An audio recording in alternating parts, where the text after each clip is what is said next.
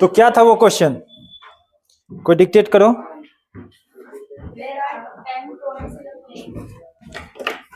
एक प्लेन है जिसमें 10 पॉइंट हैं। अच्छा ठीक है, कौन सा एग्जाम्पल नंबर है वो? 42। ठीक है, 10 पॉइंट्स इन ए प्लेन।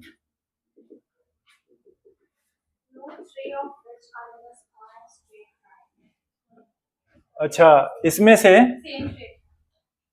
से कोई भी 3 पॉइंट जो है वो स्ट्रेट लाइन में नहीं है, एक्सेप्ट 4 पॉइंट। तो टोटल कितने पॉइंट होने चाहिए? 1 2 3 4 5 6। देखो ये 6 पॉइंट इस प्रकार से हैं कि कोई भी 3 पॉइंट कोलिनियर नहीं है। 1 2 3 4 5 6, कोई भी 3 पॉइंट कोलिनियर नहीं है।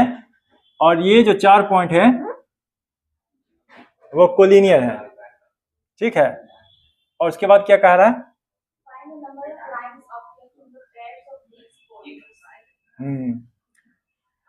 तो एक पार्ट ये होगा ना, नंबर ऑफ लाइंस पूछ रहा है, और फिर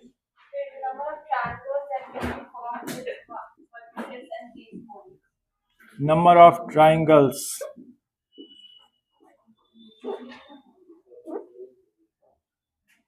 ठीक है, एक प्लेन है जिस प्लेन में 10 पॉइंट हैं और हमको नंबर ऑफ लाइंस पता करने हैं, नंबर ऑफ ट्राइंगल्स पता करने हैं। यही क्वेश्चन है। अब देखो, नंबर ऑफ लाइंस जो है उसके लिए क्या चाहिए? एक लाइन बनाना है, इसके लिए 2 पॉइंट चाहिए। ठीक है, उसके लिए क्या करेंगे? 2 पॉइंट का सिलेक्शन है ना। 2 पॉइंट का, ये 6 पॉइंट है और ये 4 पॉइंट है। तो सबसे पहले क्या करेंगे? 10, पहले 10 को एक साथ कंसीडर करते हैं, फिर हम 4 वाले की बात करेंगे। 10 को एक साथ कंसीडर करेंगे। हमारे पास 10 पॉइंट है, तो मैं ए पार्ट का यहां पे सॉल्यूशन बता रहा हूं। टू फॉर्म ए लाइन, ठीक है, 2 points are to be selected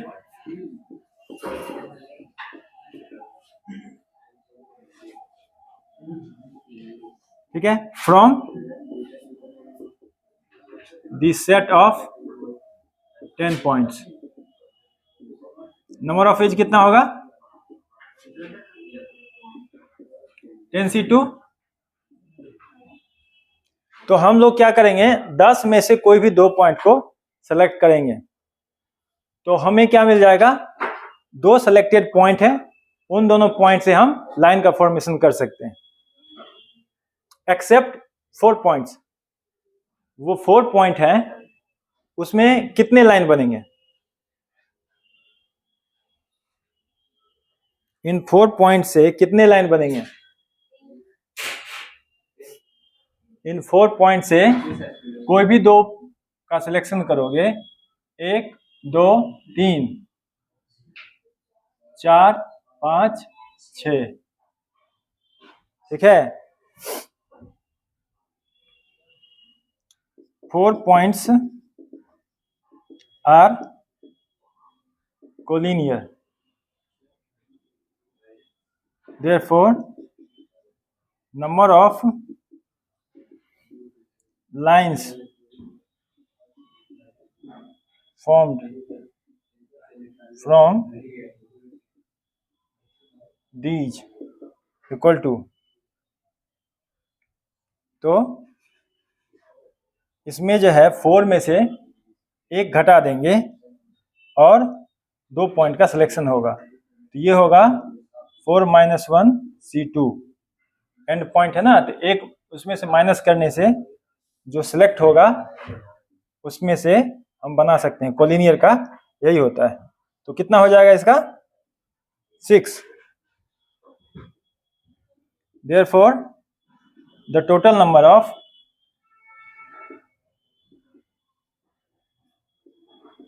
lines formed, कभी भी तुमको collinear point they, n number of collinear point, तो उससे कितने लाइन बनेंगे? n-1c2, ठीक है।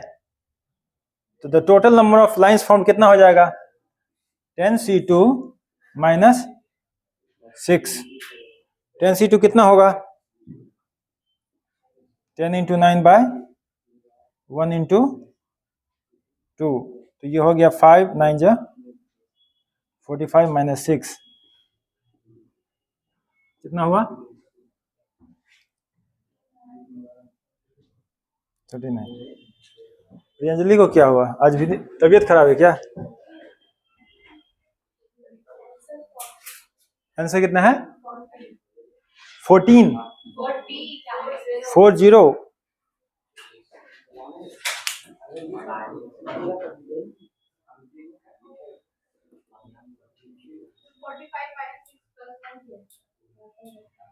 और +1, किस 1 को हम जोड़े? एक 1 जो होगा वो हम किसको जोड़ेंगे?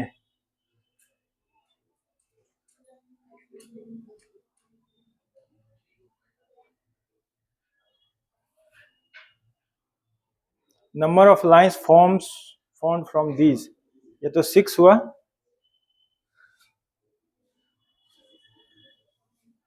ये चारों लाइन को एक साथ मान के एक करेंगे नहीं, वो एक लाइन हुआ जिसमें इस चारों कोलिनियर, क्योंकि 1 2 3 4 5 6,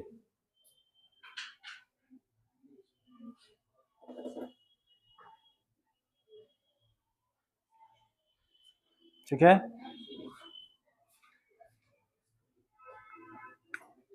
ये हुआ, और एक क्या हुआ?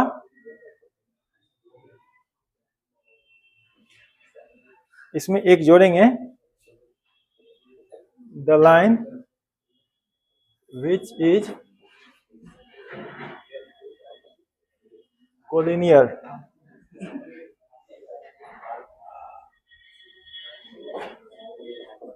To the 4 points.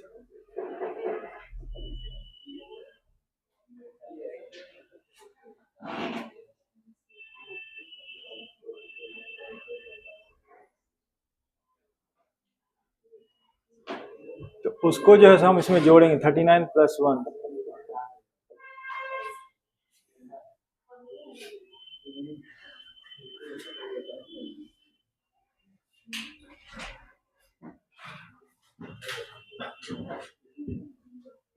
एक लाइन इसमें जो है सो जो कोलिनियर है उसको अलग से काउंट करेंगे,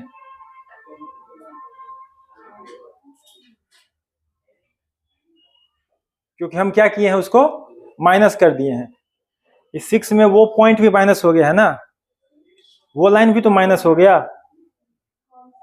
जो चारों को एक साथ मिला के जो लाइन खींच रहे हैं। देखो टोटल नंबर ऑफ लाइंस कितने बनेंगे? 10c2, ठीक है। तो 10c2 में से कोई सा भी लाइन हम फॉर्म कर सकते हैं, पर इसमें क्या हो रहा है कि ये वाला जो लाइन है जो दोनों के एंड पॉइंट को मिला रहे हैं वह माइनस हो जा रहा है, ठीक है, और उसको हमें काउंट करना है। वो इसमें जो है सो माइनस, देखो 10c2 में क्या हो रहा है ना, इसको जो हम 6 को जो हम माइनस कर रहे हैं, तो इसके कारण से क्या हो रहा है कि हमें उसको 2 बार घटा दे रहे हैं, इसलिए एक बार हमें जोड़ना पड़ेगा उसे।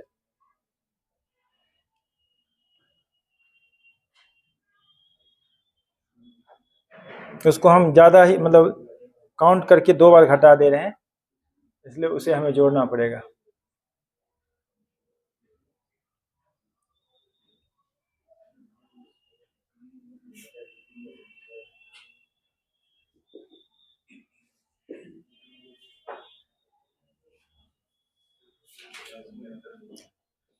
ठीक है, यही बात है, थोड़ा सा इसमें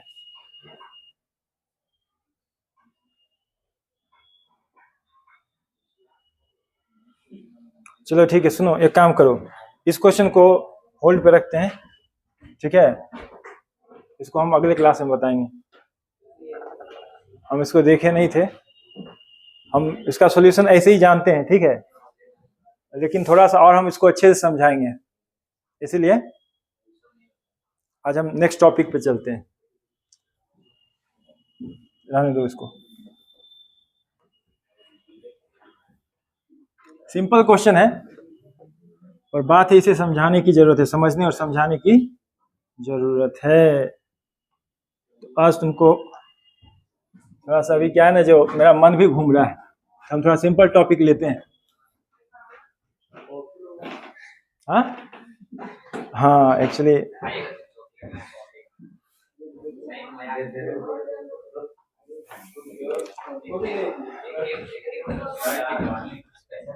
सुनो सुनो सुनो,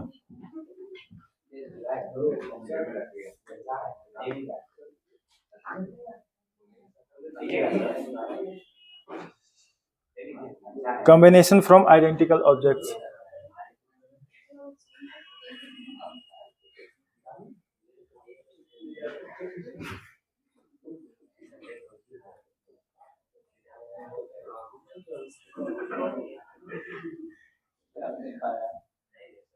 कुछ आइडेंटिकल ऑब्जेक्ट्स हैं, उसमें हम कैसे कॉम्बिनेशन देखेंगे। लास्ट क्लास में क्या देखे थे हम? लास्ट क्लास में एक देखे थे कि रुको रुको, कॉम्बिनेशन फ्रॉम आइडेंटिकल ऑब्जेक्ट्स। यदि हमारे पास n डिफरेंट ऑब्जेक्ट्स हैं, उसमें से r को सिलेक्ट करना है, ठीक है, मतलब n आइडेंटिकल ऑब्जेक्ट्स हैं। आइडेंटिकल मतलब बिल्कुल एक जैसे, रंग रूप आकार सबसे आइडेंटिकल हैं, ठीक है। तो ऐसे आइडेंटिकल ऑब्जेक्ट्स में से कोई भी कितने भी नंबर ऑफ ऑब्जेक्ट्स को एक बार सेलेक्ट करेंगे तो उसके कॉम्बिनेशन का क्या तरीका होगा। जैसे हमारे पास 10 आम हैं, अरे ध्यान दो, सोच के बोलना, ठीक है, जो भी कहूंगा मैं भी ध्यान से समझ के सोच के बोलना। हमारे पास 10 आइडेंटिकल आम है। आइडेंटिकल का क्या मतलब? बिल्कुल एक जैसे। उसमें से 3 आम चुनने का क्या कॉम्बिनेशन है? 10 आइडेंटिकल आम है, उसमें से 3 आइडेंटिकल आम को चुनने का क्या तरीका है? आइडेंटिकल है,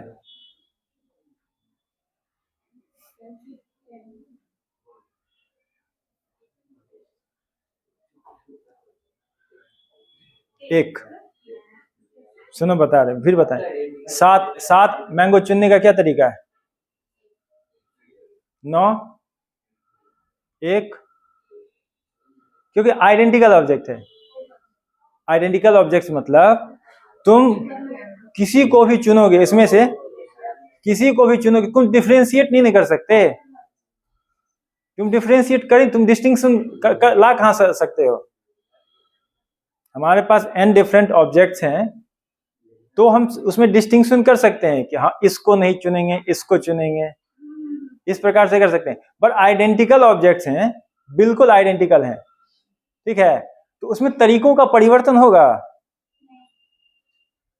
हम एक साथ एक ऑब्जेक्ट को चुने, 2 ऑब्जेक्ट को चुने, ठीक है, तो वो तरीकों का परिवर्तन नहीं होगा। हम जान सकते हैं कि हाँ अगर हम इस प्रकार से, जैसे कि मान लो हमारे पास 10 मैंगोज हैं, ठीक है, अब बोल दे कि 3 आम चुनने का क्या तरीका हो, तो 3 हम शुरू से भी चुन सकते हैं, है ना, बीच से भी चुन सकते हैं, लास्ट से भी चुन सकते हैं।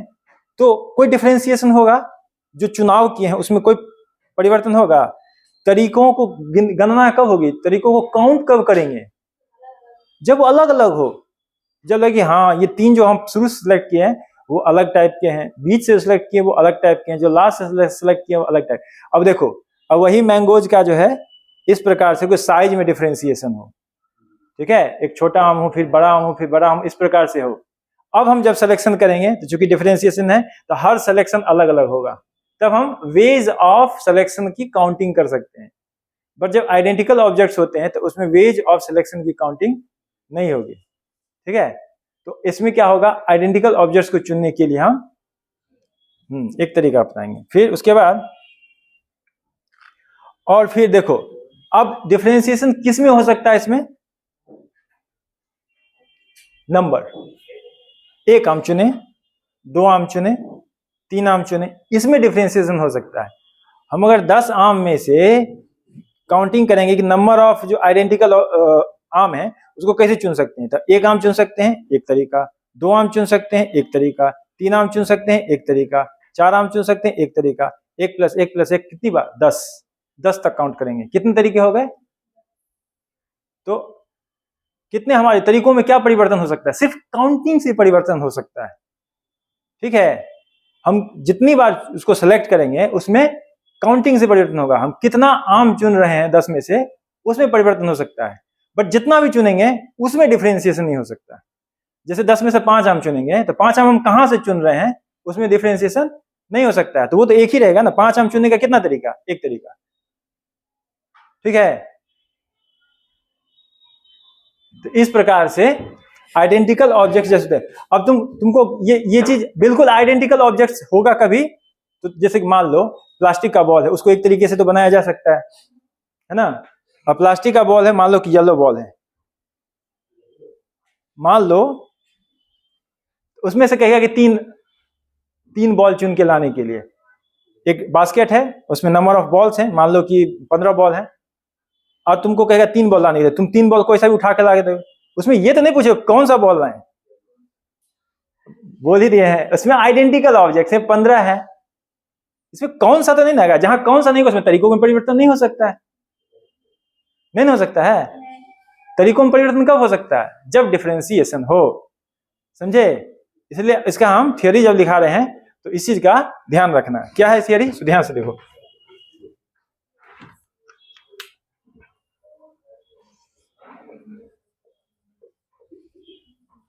The number of combinations of selecting R objects out of n identical objects are less than equal to n at a time equal to 1। ठीक है, number 2,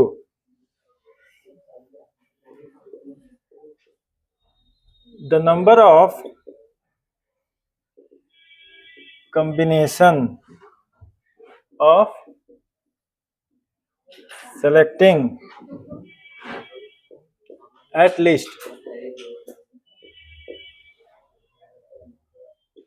one object out of n identical objects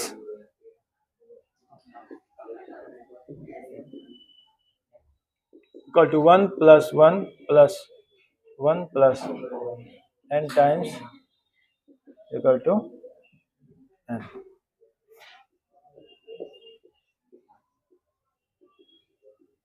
The number of combination of selecting 0 or more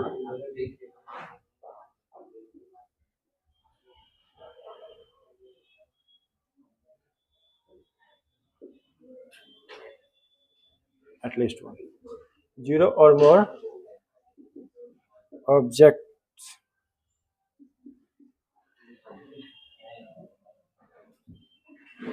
ठीक है, out of n identical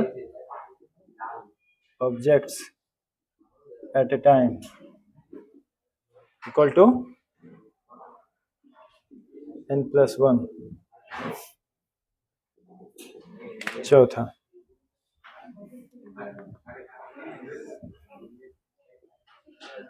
the number of combination of selecting at least one object out of an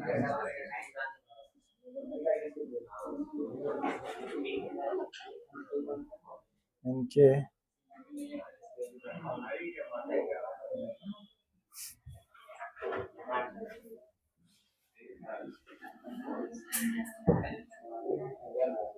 where n1 are alike of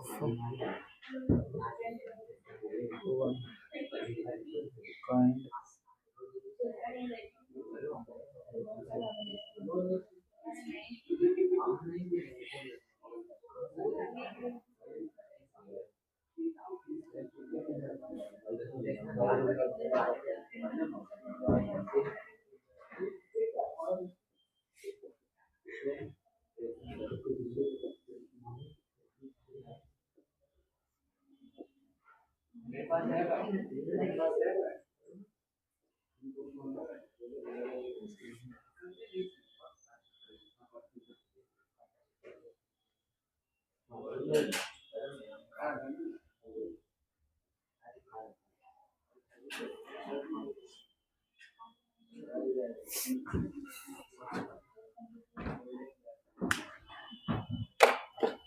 note करो।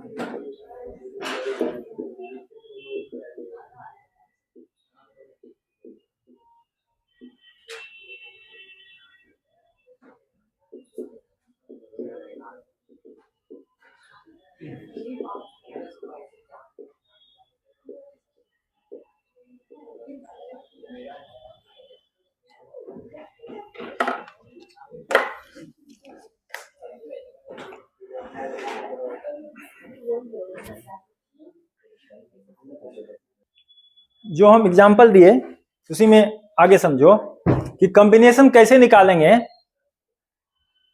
जब हमारे पास जो group है उसमें n1 एक type का है, जैसे मान लो एक टोकरी है या एक बॉक्स है, उस बॉक्स में बॉल्स रखे हुए हैं, येलो बॉल्स हैं, कुछ सब आइडेंटिकल साइज के हैं, बिल्कुल एक साइज के बॉल्स हैं, ठीक है।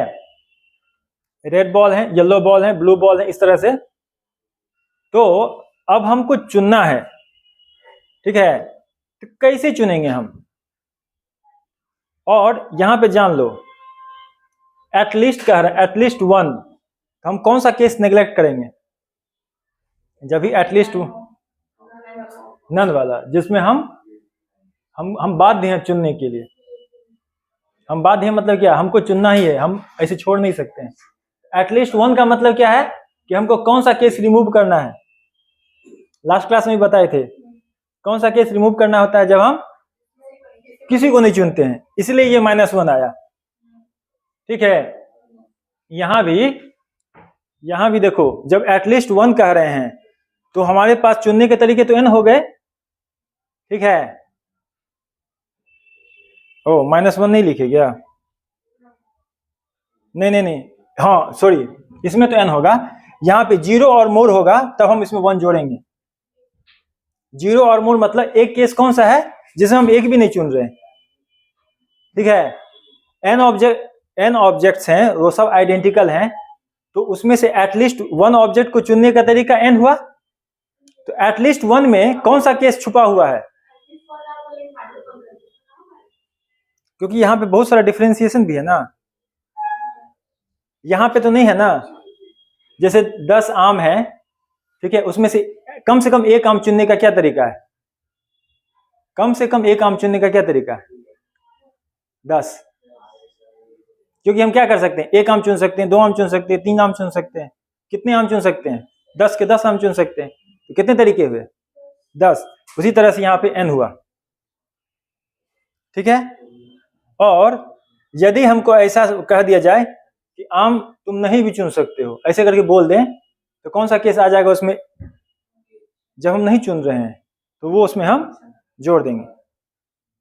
अब जैसे हमारे पास येलो बॉल्स हैं, रेड बॉल्स हैं, एक केस ऐसा भी होगा, देखो इसमें क्या है, जैसे मान लो कि 5 रेड बॉल हैं, 7 ब्लू बॉल हैं, ठीक है, 9 जो है सो ब्लैक बॉल हैं, इस तरह से, और हमको क्या करना है, चुनना है। तो एक केस क्या होगा जब हम रेड बॉल नहीं चुनेंगे, एक केस क्या होगा जब हम येलो बॉल नहीं चुनेंगे, एक केस क्या होगा जब हम ब्लैक बॉल नहीं चुनेंगे। तो उसको हम क्या किए हैं, एक एक बार हम जोड़ते रहे हैं, और चूंकि ये हम सिलेक्शन सक्सेशन में कर रहे हैं, this selection is being done in succession, इसलिए यहाँ पे प्रोडक्ट हो रहा है, ठीक है। Minus is the case when none is selected, जब हम कोई भी नहीं चुनाव कर रहे हैं, इसीलिए उसको हम माइनस यहाँ पे करना पड़ रहा है। चूंकि यहाँ पे थोड़ा सा काइंड में भी डिफरेंशिएशन है, ठीक है, n1 of one kind, n2 of second kind, इसीलिए हमको ये केस एग्जिस्ट करना पड़ा। जैसे कि लास्ट क्लास में बताए थे, जो कोई रमेश है, उसके 8 दोस्त हैं, ठीक है, वो डिनर पार्टी में बनाना चाह रहा है, तो चूंकि उसके 8 दोस्त अलग अलग है ना, इसीलिए एक हमारा केस ऐसा स्पेशली बनता है जब वह नहीं किसी को बुलाता, इसलिए उस केस को हम -1 करते हैं। इसमें क्यों नहीं आया, क्योंकि सब आइडेंटिकल है, आइडेंटिकल वाले केस में वो नहीं आ पाएगा, जबकि थोड़ा भी डिफरेंशिएशन होगा, यहाँ पे काइंड में डिफरेंशिएशन है तो -1 आएगा। अब तो इसको बता सकते हो, बोलो।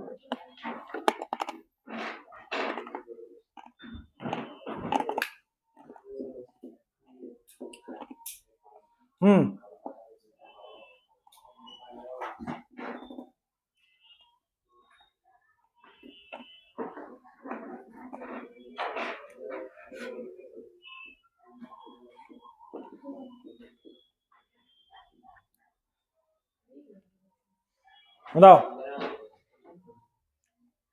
स्टेप्स बताओ ना, स्टेप्स वही जैसे है ना। देखो यहां पे क्या कह रहा है, हाउ मेनी, ठीक है, in how many ways can a person make a selection of fruits, selection, make a selection of fruits. तो देखो इसमें छुपा हुआ क्या है कि हम फल का चुनाव कर सकते हैं, तो फल का चुनाव कर सकते हैं, इसमें एक केस क्या है जो हम नहीं चुनाव कर सकते हैं, वो नहीं छुपा हुआ है, 0 और मोर जैसा नहीं लिखा हुआ है, ठीक है।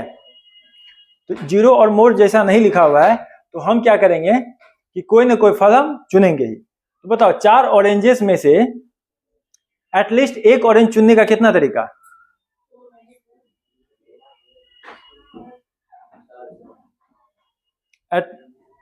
सॉरी 0 0 0 0 और मोर, 0 और मोर, 0 और मोर, हम चाहे तो ऑरेंज नहीं भी चुन सकते हैं, तो 0 और मोर ऑरेंज चुनने का कितना तरीका, 4 + 1, ठीक है। 5 एप्पल में से 0 और मोर एप्पल चुनने का कितना तरीका, इंटू लगेगा, सक्सेशन में हो रहा है तो 5 + 1, इसमें से 0 और मोर कितना होगा, 6 + 1। अब हम फल का चुनाव करेंगे, तो minus is the case when no fruit is selected,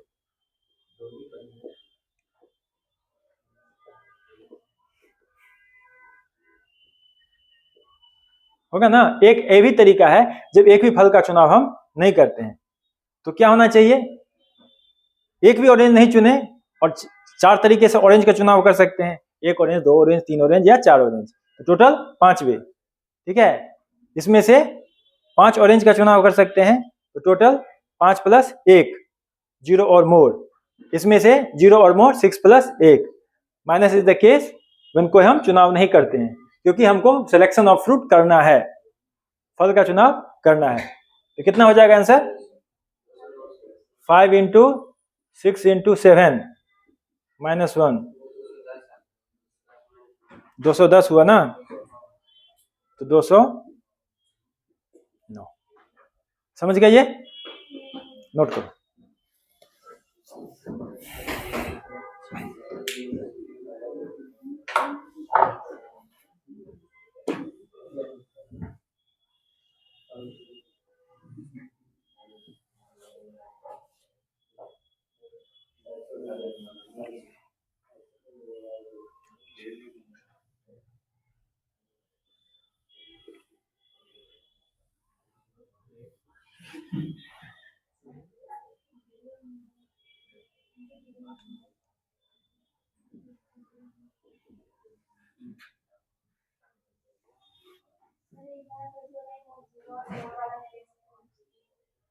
zero और मोर क्या, ऑरेंज हम चुन सकते हैं या ऑरेंज हम नहीं चुन सकते हैं? जब ऑरेंज नहीं चुनेंगे तो कितना ऑरेंज चुनेंगे, 0। जब एप्पल नहीं चुनेंगे तो कितना एप्पल हम चुन रहे हैं? जब मैंगो हम नहीं चुनेंगे तो कितना मैंगो चुन रहे हैं? हाँ, तो इसलिए हम एक जोड़ रहे हैं ऐसा, क्योंकि यहाँ पे फ्रूट का सिलेक्शन है ना, फ्रूट मतलब कोई सा भी फ्रूट, एक फ्रूट हम ऑरेंज भी चुन सकते हैं। मैं एक केस बता रहा हूं, जब हमको एक फल चुनना होगा उस केस में क्या होगा, या तो ऑरेंज चुन लो या एप्पल चुन लो या मैंगो चुन लो। जब हम ऑरेंज चुनेंगे तो कितने एप्पल चुन रहे होंगे, 0। जब हम ऑरेंज चुन रहे होंगे तो कितना मैंगो चुन रहे होंगे, हाँ, इसलिए वो केस आएगा इसमें, क्योंकि हमारा क्या कर रहा है, सिलेक्शन ऑफ फ्रूट, फ्रूट का सिलेक्शन कर रहे हैं हम, यहाँ पे डिस्टिंक्शन नहीं डाल रहे हैं। जब इसमें यह आ जाता कि हाँ सिलेक्शन ऑफ मैंगो और ए फ्रूट, तब हम मैंगो का सिलेक्शन करके तब हम इस केस को उसमें जोड़ते हैं। ऐसा करके कुछ बना सकते हैं इसमें क्वेश्चन का क्राइटेरिया, क्योंकि आइडेंटिकल ऑब्जेक्ट्स हैं, समझे। तो जब फ्रूट ऐसे करके लिखा हो तो हम 0 फ्रूट भी एक केस में चुन सकते हैं, और जब हम इस केस को इसलिए घटा रहे हैं क्योंकि कोई भी फ्रूट उसमें सिलेक्ट नहीं हो रहा है।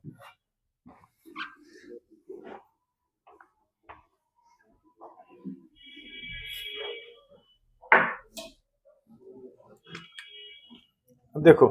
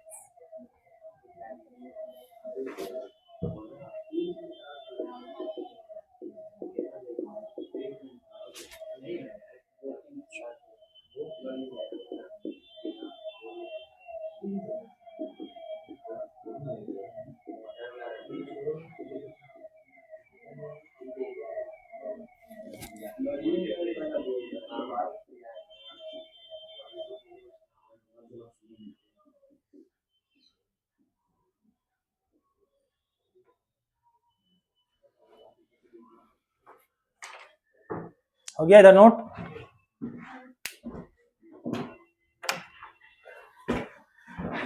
अब ये पढ़ो।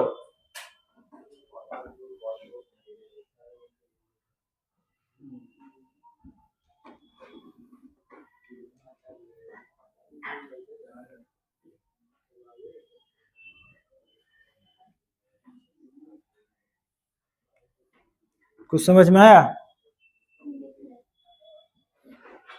लिख रहे हो? पहले पढ़ो ना, फिर तो लिखने का मौका दूंगा। पढ़ो। क्या लिखा है? Combination from a mix of sets of identical objects. हमारा ऐसा केस भी हो सकता है जब हमारे पास आइडेंटिकल ऑब्जेक्ट्स हो, उसका सेट हो, है ना, और फिर उसमें डिस्टिंक्टली डिफरेंट ऑब्जेक्ट्स का भी मिक्स कर दिया है। अब जैसे एक फ्रूट बास्केट है, ठीक है, जिसमें मान लो कि, है ना, कोई भी ऑब्जेक्ट को चुनाव करना है, लेकिन फ्रूट बास्केट में फ्रूट भी है और प्लास्टिक बॉल भी है। एक एक प्लास्टिक बॉल है और सारे प्लास्टिक बॉल अलग अलग कलर के हैं। मान लो कि 7 रंग के प्लास्टिक बॉल हैं और 7 उसमें है। उसके बाद उसमें क्या है कि ऑरेंज भी है, identical orange of some type, ठीक है। उसके बाद मैंगो भी है, identical mangoes in some number. उसके बाद एप्पल भी है। ऐसे करके हमें दिया हुआ है। जैसे यहाँ पे एक एग्जांपल देखो, ठीक है, एक एग्जांपल है, ये सेट है, इसमें क्या है कि 5 ए है, 4 बी है, 3 सी है, 2 डी है, ई एफ जी है। E F G distinctly different है और ये जो है ये सब क्या है, आइडेंटिकल है।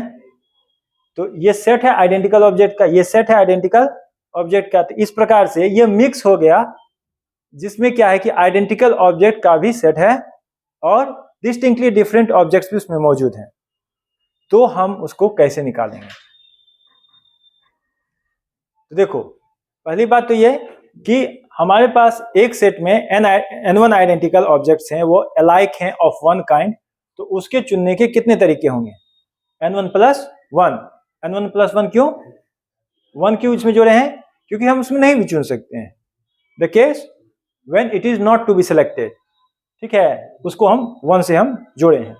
फिर n2 + 1, n2 ऑब्जेक्ट्स को चुनने के एटलीस्ट 1 ऑब्जेक्ट चुनने का तरीका n2, और 1 is the case when it is not to be selected. इसी प्रकार से हम सारे ऑब्जेक्ट्स को एक एक जोड़ के मल्टीप्लाई करेंगे। और 2 टू द पावर m क्यों लिखे हैं? क्योंकि m ऑब्जेक्ट्स जो हैं बचे हुए वे सब डिस्टिंक्टली डिफरेंट हैं। तो उनकी संख्या कितनी है? 1। तो क्या होगा? 1 + 1, 1 + 1 मतलब या तो उसको चुनेंगे या उसको नहीं चुनेंगे। फिर अगला ऑब्जेक्ट उसको चुनेंगे या फिर नहीं चुनेंगे। जैसे ई को चुनेंगे या फिर नहीं चुनेंगे, 2 केस हो गया, 2 तरीका हो गया। एफ को चुनेंगे या फिर नहीं चुनेंगे, 2 तरीका। जी को चुनेंगे या फिर नहीं चुनेंगे, 2 तरीका। ठीक है, तो n1 की मतलब मान लो वहां पे क्या है, जैसे कि n1 एक ही संख्या में है, 1 + 1 हो जाता, यहां भी ये एक ही है तो 1 + 1 हो जा रहा है, इसलिए 2 × 2 × 2 कितना है? यहाँ पे 3 है। तो 3 objects are distinctly different from each other. ठीक है, तो 2 × 2 × 2, यहाँ पे 2 कितनी बार मल्टीप्लाई होगा? m टाइम्स, इसीलिए 2 टू द पावर m हो गया। समझे? तो m objects are distinctly different. m objects क्या हैं? सब एक दूसरे से अलग अलग हैं। तो उनको हम कैसे कैलकुलेट करेंगे? तो वे ऑब्जेक्ट्स में हर ऑब्जेक्ट्स के बारे में क्या कर सकते हैं? या तो उसको चुनेंगे या फिर उसको नहीं चुनेंगे। तो हर ऑब्जेक्ट्स को चुनने के 2 तरीके हैं, चुनो या फिर ना चुनो। 2 चुनो या फिर ना चुनो, 2। तो 2 × 2 × 2 × 2 कितनी बार? m। ठीक है, मतलब ये कब तक चलता रहेगा? m बार, क्योंकि m objects are distinctly different from each other. तो m ऑब्जेक्ट्स क्या हैं? सब एक दूसरे से अलग हैं। तो 2 को कितनी बार गुना करना पड़ेगा? m बार। ठीक है, तो 2 को जब m बार गुना करेंगे तो वो क्या रिजल्ट देगा? 2 टू द पावर m। और जो आइडेंटिकल ऑब्जेक्ट्स हैं उनमें हर वो एक को हम इसलिए जोड़ रहे हैं क्योंकि वो एक ऐसा केस हो सकता है जिसमें हम उस ऑब्जेक्ट को चुने ही नहीं, ऑल टुगेदर हम उसको त्याग दें, उसको हम कहें नहीं। जैसे कि ए देखो, हम कोई भी ए नहीं चुने तो कौन सा तरीका होगा? वो 1। तो हमारा क्या होगा? ये 4 तरीके हैं जिससे हम ए का चुनाव कर सकते हैं। एक ए को चुन सकते हैं एक तरीके से, 2 ए को चुन सकते हैं एक तरीके से, 3 ए को चुन सकते हैं एक तरीके से, 4 ए को चुन सकते हैं एक तरीके से। तो ये हो गया 4 तरीके, प्लस 1 को क्यों जोड़ेंगे? क्योंकि हम ए को चुनेंगे ही नहीं। ठीक है, तो यहां पे 0 और मोर लिखेंगे, सॉरी 1 और मोर लिखेंगे या एटलीस्ट 1 लिखेंगे, दोनों एक ही चीज हुआ कहना। 0 और मोर कहने का मतलब क्या हुआ? 0 और मोर कहने का मतलब हो रहा है कि सिलेक्शन किया भी जा सकता है और नहीं भी किया जा सकता है। और 1 और मोर का मतलब सिलेक्शन किया जाना है, it is compulsory to select. ठीक है, when selection has to be done तब हम लिखेंगे, क्या लिखेंगे? 1 और मोर या फिर at least 1। When selection is also optional तब 0 और मोर लिखते हैं। ठीक है, जब उस समय कॉम्बिनेशन को भी ऑप्शनल रख देंगे तब 0 और मोर लिखते हैं। तो मैं इस चीज को यहां पे लिख देता हूं, 0 और मोर। इसका मतलब क्या हुआ? Selection is optional.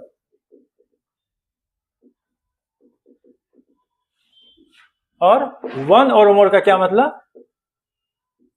Selection is क्या? कंपल्सरी। ठीक है, 1 और मोर को भी दूसरे टर्म में क्या कहते हैं? एटलीस्ट 1, जैसी का दूसरा नाम हुआ। तो अब बताओ यहां पे सिलेक्शन का कितना तरीका होगा?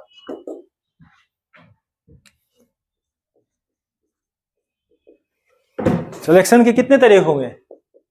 The ways of selection, the ways of selection क्या होगा बताओ? बोलो, इतना समझाएं, बोलो। ए को चुनने के कितने तरीके? 0 और मोर ए। कैसे बता? क्योंकि 5 ए हैं और एक तरीका ए को नहीं चुनने का। बी को चुनने का तरीका 0 और मोर 4 + 1। सी को 3 + 1, डी को 2 + 1, ई एफ और जी 2 × 2 × 2, ठीक है। और minus will be the case when, देखो क्या लिखा है यहां पे, 1 और मोर लिखा है ना, तो 1 और मोर का मतलब क्या हुआ, पढ़ो, सिलेक्शन इज कंपलसरी। जब सिलेक्शन कंपलसरी होता है तो -1 विल बी, ठीक है, minus is the case when none is selected.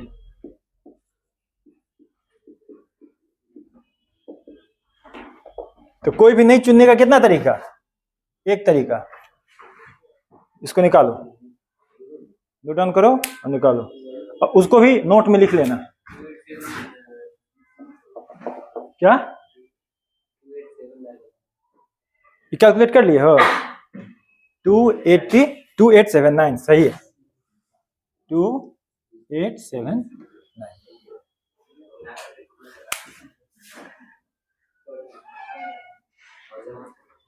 Note down करो, नोट डाउन करो।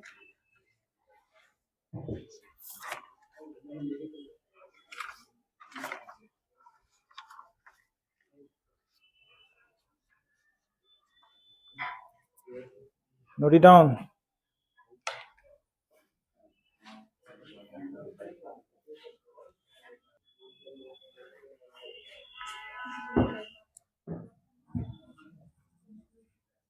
Every natural number n can be written in the form of n equal to 2 to the power alpha, 3 to the power beta, 5 to the power gamma। एक काम करो, ऐसे लिखते हैं, alpha 2,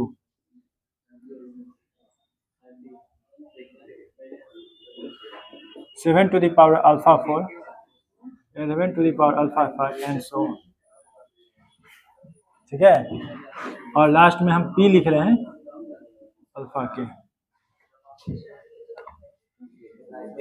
where p is a prime number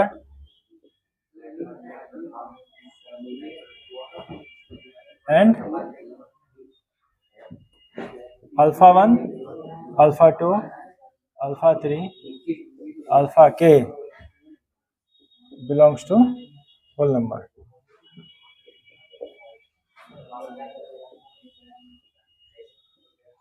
The total number of divisors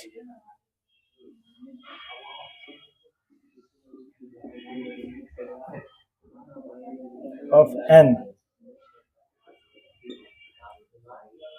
inclusive of 1 and n equal to alpha 1 plus 1, alpha 2 plus 1, alpha 3 plus 1, ठीक है।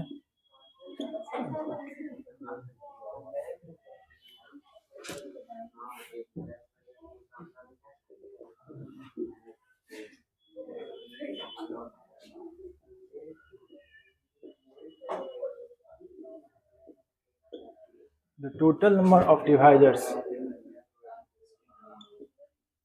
of n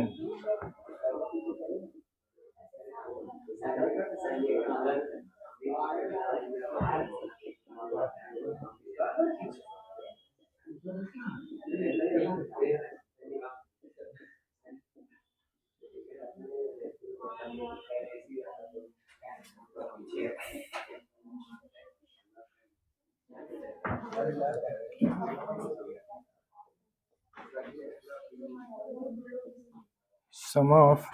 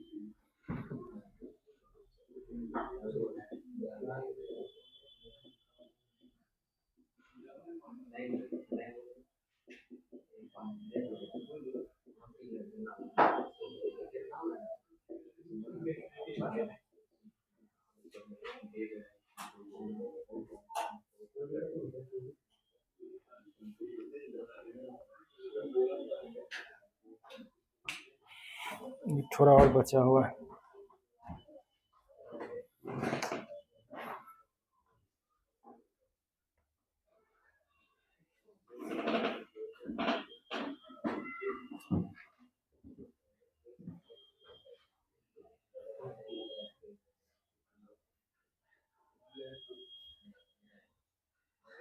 वहां तक लिखो तो समझाएंगे।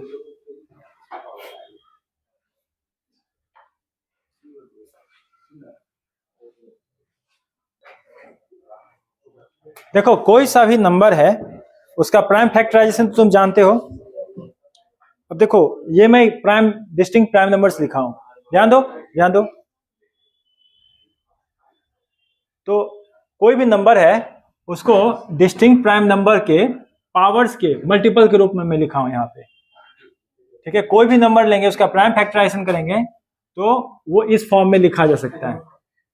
ये मैं p लिखा हूं क्यों? क्योंकि हमें कौन सा प्राइम नंबर कितनी बार आएगा नहीं पता। और ये होल नंबर लिखा हूं, होल नंबर कहां से स्टार्ट होता है? हाँ, 0 से। तो ठीक है, ये जो है सो 0 भी हो सकता है, इसमें से अल्फा 1 अल्फा 2 अल्फा 3 अल्फा के ये क्या हो सकता है? 0 भी हो सकता है। तो कोई प्राइम नंबर प्रेजेंट भी हो सकता है, नहीं भी हो सकता है। इसलिए हम वो केस भी इंक्लूड कर रहे हैं उसमें जबकि वो प्राइम नंबर उसका डिवाइजर नहीं हो, ठीक है, यानी कि उसके मल्टीपल फैक्टर्स में उसके प्राइम फैक्टराइजेशन का हिस्सा ना बन सके, वो केस भी हम इंक्लूड कर रहे हैं। तो ये तो समझ में आ गया होगा सभी को। कोई भी नंबर लेंगे उसको इस फॉर्म में लिख सकते हैं। अब टोटल नंबर ऑफ डिवाइजर्स वो कैसे निकालेंगे? देखो हमारे पास इतने नंबर्स जो होते हैं प्राइम नंबर्स के मल्टीपल के रूप में लिखेंगे। तो जैसे कोई नंबर है उसमें 2 कितनी बार आ रहा है, 3 कितनी बार आ रहा है, मतलब 4 कितनी, 2 3 5 कितनी बार आ रहा है, 7 कितनी बार आ रहा है, 11 कितनी बार आ रहा है, वो सब मैं क्या बता रहा हूँ? ये अल्फा 1 वही बता रहा है। अल्फा 1 क्या बता रहा है कि कौन सा प्राइम नंबर कितनी बार आ रहा है। अल्फा 1 बता रहा है कि 2 कितनी बार आ रहा है। अल्फा 2 क्या बता रहा है? 3 कितनी बार आ रहा है उसके प्राइम फैक्टराइजेशन में। अल्फा 3 बता रहा है कि 5 कितनी बार आ रहा है। समझे? तो इसी तरह से हम यहां जितना भी अल्फा के तक लिखे तो अल्फा के क्या बता रहा है कि हाँ केवा, यानी कि लास्ट वाला जो कोई प्राइम नंबर है जो हम उसको हम लिखे नहीं है वो कितनी बार आ रहा है। तो अब जो है टोटल नंबर ऑफ डिवाइजर्स क्या होगा? Total of number of divisors, जैसे 2 को हम काउंट कर भी सकते हैं, 2 को काउंट हम नहीं भी कर सकते हैं। तो जब नहीं काउंट करेंगे तो +1, और जब काउंट करेंगे तो जितनी बार आ रहा है उतनी बार हम ले रहे हैं, ठीक है। उदाहरण के लिए जैसे कि हम कोई नंबर लेते हैं, जैसे मान लो 120 लेते हैं, ठीक है। अब 120 का प्राइम फैक्टराइजेशन करेंगे तो क्या होगा? ये हुआ 60, फिर 30, 15, फिर 3 से 5। तो देखो 2 कितनी बार आ रहा है, 3 कितनी बार आ रहा है और 5 कितनी बार आ रहा है। तो अल्फा 1 कितना हुआ, अल्फा 2 कितना हुआ और अल्फा 3 कितना हुआ 1। अब देखो हम उसके प्राइम फैक्टराइजेशन में वह भी काउंट कर सकते हैं कि 2 3 बार आ रहा है। ए बालक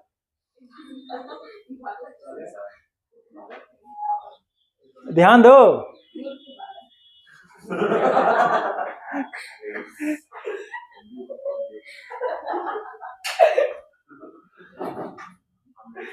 अल्फा हो गया समझो, यहां पे ध्यान दो।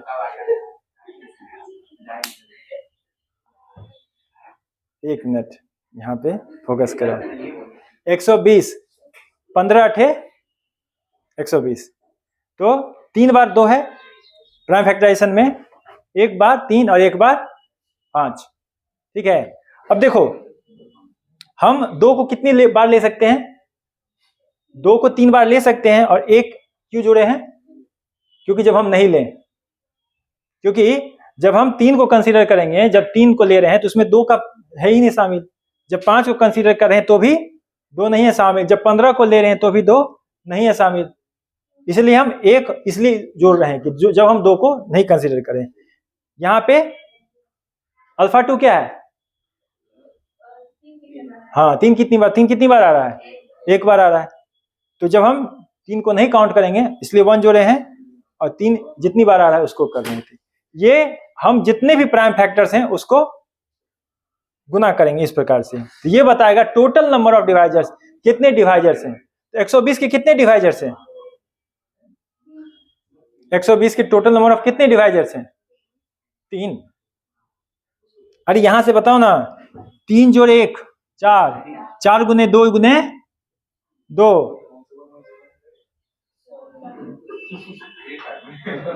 बोलो 16 हैं। कितने फैक्टर्स हैं? अब तुम चाहो इसको तुम कर सकते हो, 120 के फैक्टर्स लिखोगे, सारे फैक्टर्स लिखोगे, वह 16 होंगे, समझे? 120 के सारे फैक्टर्स लिखोगे, जैसे कि ऑल द फैक्टर्स ऑफ 120, तो शुरू करोगे 1 से, है ना, फिर 2 लिखोगे, फिर 3 लिखोगे, फिर 4 लिखोगे, फिर 5 लिखोगे, फिर 6 लिखोगे, ऐसे करते जाओ, 16 होगा। कितने? जैसे कि 1 2 3 4 5 6, ये तो लगातार हो गया। अगला क्या होगा? 8, उससे अगला, उससे अगला 4 तिया 10 होगा, हाँ 10 भी होगा, 12 भी होगा, फिर 15 भी होगा, 16 भी होगा, 16 होगा, 8 दूनी 16, 8 दूनी 16, नहीं होगा 16, क्योंकि 2 कितनी बार आ रहा है? 3 बार ही आ रहा है।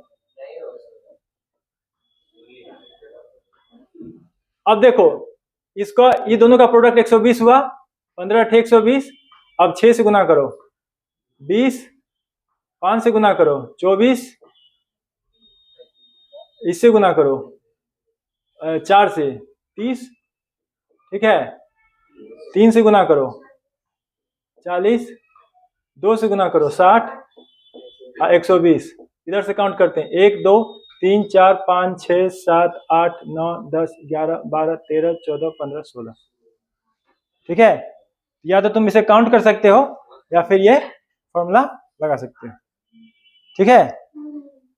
ये हो गया प्रॉपर, मतलब एक डिवाइजर्स होता है जिसमें क्या है कि हम एक्सक्लूसिव कर दें एक और उस नंबर को छोड़ के टोटल नंबर ऑफ डिवाइजर्स जब काउंट करने होंगे तो हम क्या करेंगे, उसको और लास्ट को एक्सक्लूड कर देंगे, तो माइनस कितना हो जाएगा? 2, समझे? ये हुआ। अब सम ऑफ ऑल डिवाइजर्स, ध्यान दो, सम ऑफ ऑल डिवाइजर्स, तो इसमें क्या है कि 2 का एक मिनट, सनी बात मत करो, नहीं करो, तुम इधर आओ, इस पे बैठो, इस पे बैठो।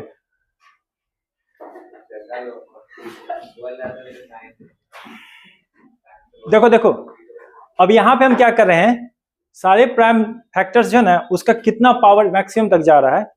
अब देखो 2 पर पावर 0 कितना हुआ? 1, 2 पर पावर 1 2 4, तो ये हम इस प्रकार से जोड़ेंगे, ठीक है।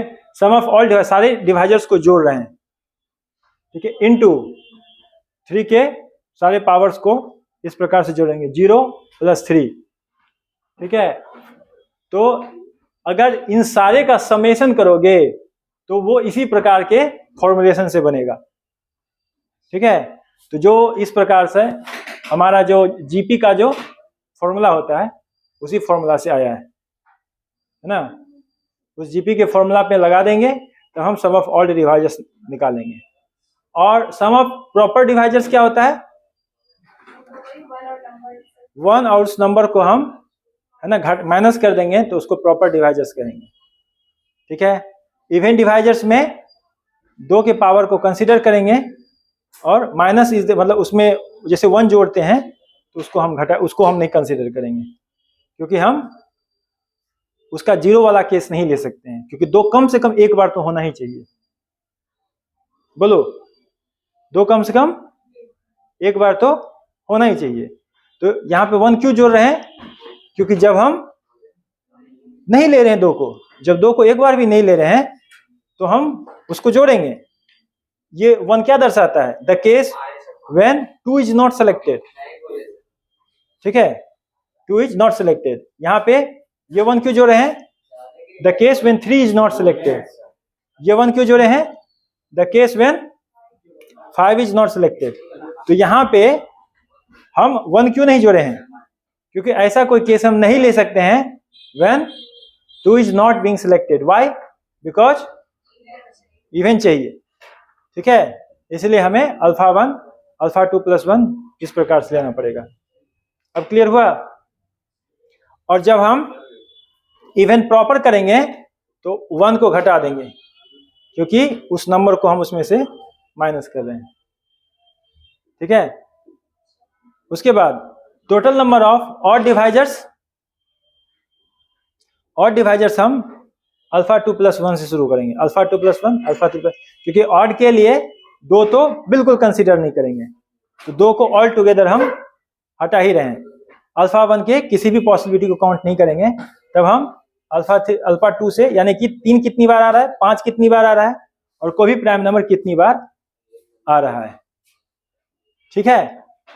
इतना केस समझ में आया? अब 2 और इसमें है, उसको देख लो।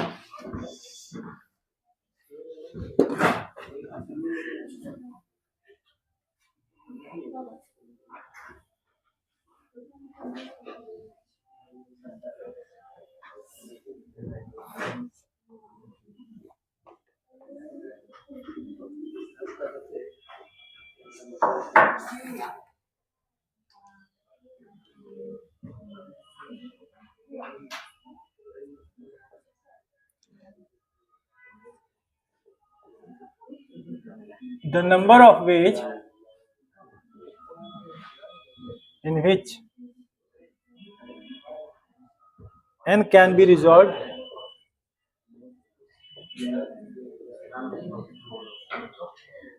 as a product of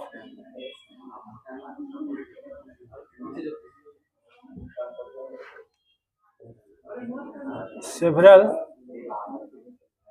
pairs of factors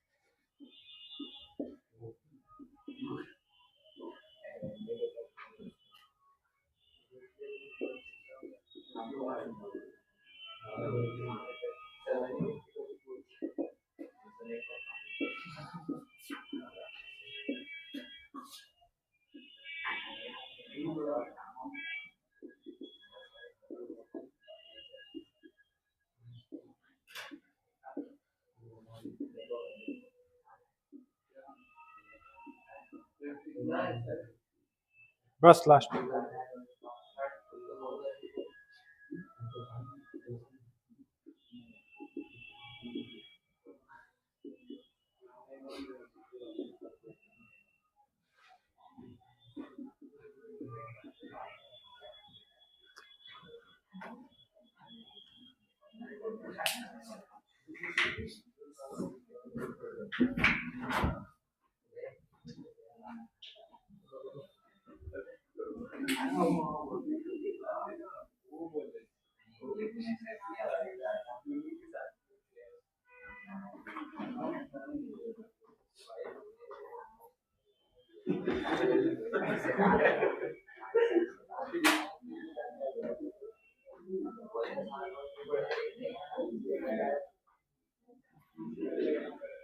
देखो लिखो।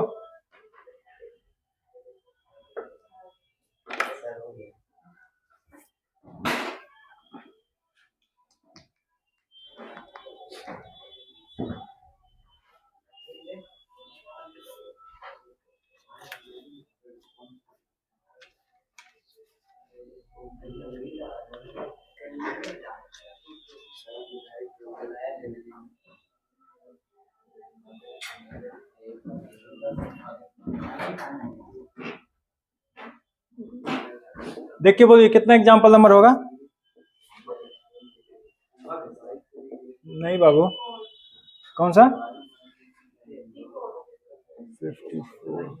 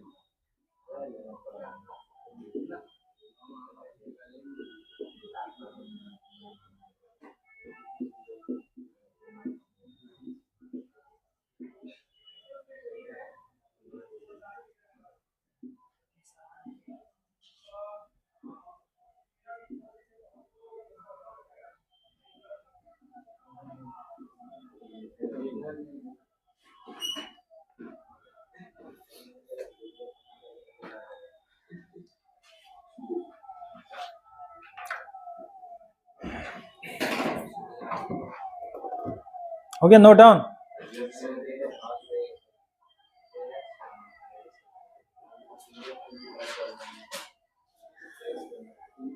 सुनो पहले, सुनो तब लिखना।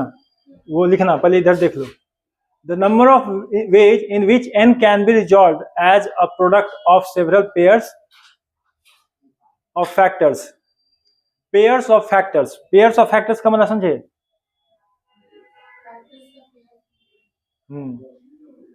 जैसे 120 है, ठीक है, 120 को 1 गुने 120 लिख सकते हैं, 2 गुने 60 लिख सकते हैं, 3 गुने 40 लिख सकते हैं। तो 1 और 120 क्या हुआ? एक पेयर हुआ, समझे? तो 120 को रिजॉल्व करना, 1 और 120 में एक रिजॉल्व किए हैं। तो द नंबर ऑफ वेज, कितने तरीके से हम इस प्रकार से रिजॉल्व कर सकते हैं। जैसे 16 फैक्टर्स हैं, 16 फैक्टर्स काउंट किए थे ना, तो पेयर कितने बनेंगे? 8, इसलिए 1/2 से मल्टीप्लाई किए, समझे? बीच से उठाए और उल्टा मतलब पेयर बनाना शुरू कर दिए, ठीक है? बीच में कहां से उठाए थे? यहां से 10 और 12 से उठाए थे, ठीक है? अब 12 के बाद जितने आ रहे हैं उसको हम जस्ट इसके पिछले वाले से मल्टीप्लाई करके लिखते जा रहे हैं, है ना? क्योंकि हम सीक्वेंसली गए हैं, असेंडिंग ऑर्डर में एक एक को चुनते हुए गए हैं। तो देखो 12 के बाद क्या लिखे थे यहाँ पे? 15। तो 15 को 8 से मल्टीप्लाई किए थे, 15 × 120। उसके बाद क्या लिखे थे? यहाँ पे 8 से पहले क्या था? 6 था, तो उसके लिए 20 लिखे थे। पेयर बना के लिखे थे ना।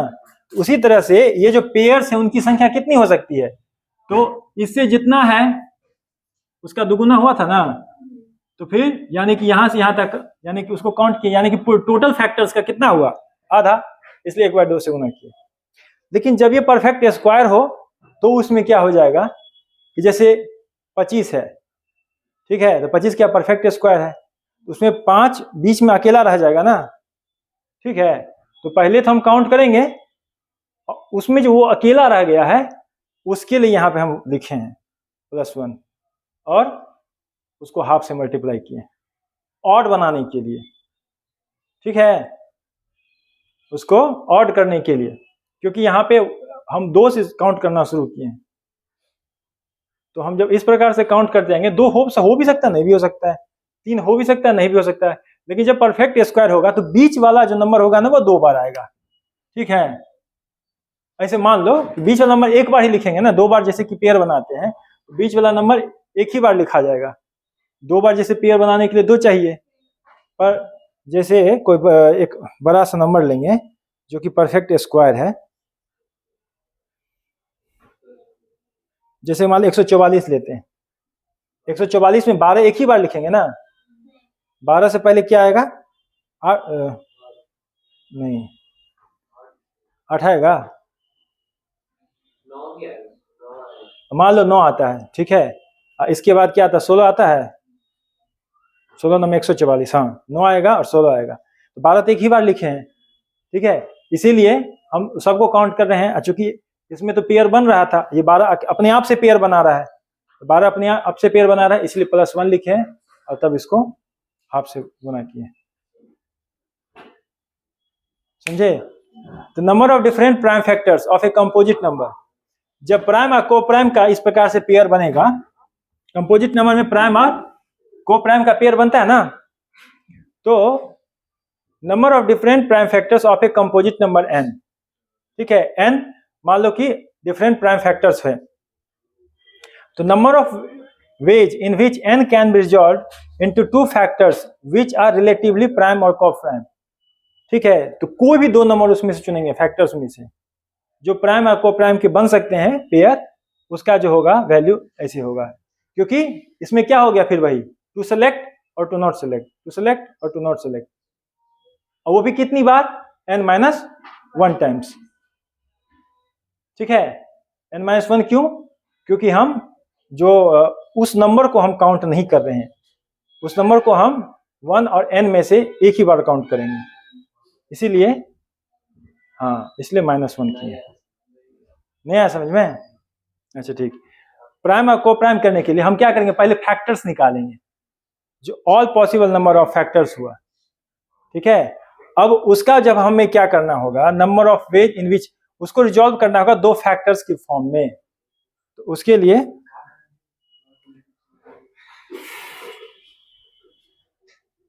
अच्छा ठीक, इसको मैं एग्जांपल समझाऊंगा, अभी एग्जांपल इसके लिए है, हम लिखे हुए हैं, इसको बनाओ, ये तो पता है तुम्हें,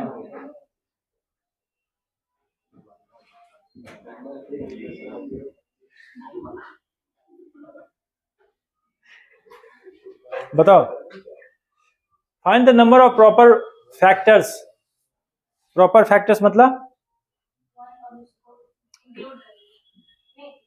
एक्सक्लूड करके, प्रॉपर जब लिखते हैं तो उसमें एक्सक्लूड करते हैं, तो यहां पर 38808 उसका प्राइम फैक्टराइजेशन निकालोगे, 2 3 और जो भी नंबर इसमें आएंगे उसके पावर्स निकालोगे, और तब तुम उसके प्रॉपर फैक्टर, हाँ, जो एक्चुअली जो वैल्यू तुमको दिए हैं, जो फॉर्मूला तुमको बताए हैं उसके हिसाब से आंसर निकालो, इसका 2 मिनट का समय दे रहे हैं, जल्दी निकालो।